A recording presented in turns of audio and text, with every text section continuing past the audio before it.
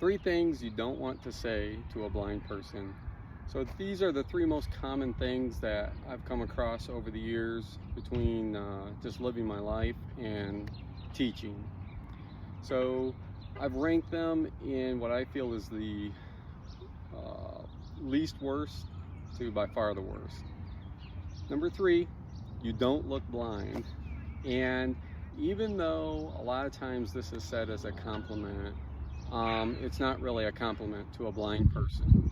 You don't look blind. When you say that to a blind individual, it implies that there's a certain look that a blind person has, and that's disrespectful and demeaning. So let's avoid saying that one. The second one is, I know you need help, or I'll help you cross, or I'll do that.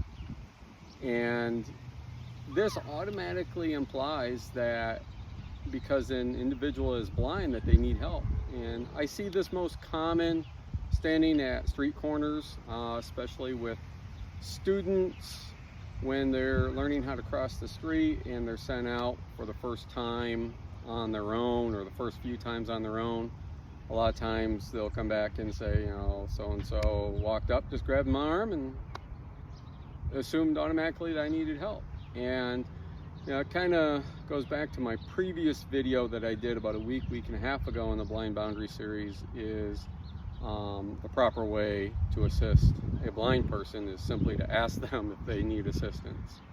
So never just walk up and say, I'll help you cross, or I'll cross with you, or I'll do that for you. All right. It implies helplessness. And by far the worst one, the number one, is you're faking it. And I have heard this yelled across the street to students of mine. I don't think I've ever had this said to me, but I know it's fairly common. I've heard it out with many other blind, even coworkers, former coworkers I've heard this with, is you're faking it. I know you can see. You can't just walk down the sidewalk like that. And it's so disrespectful and so demeaning on so many levels.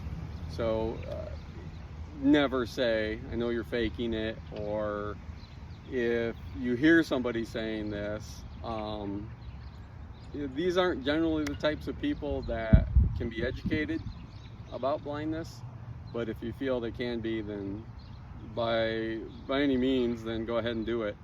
But it's so disrespectful on so many levels to accuse someone of faking it. It's not like I want to carry around my cane from 7 a.m. when I leave the house till 7 p.m. when I get home.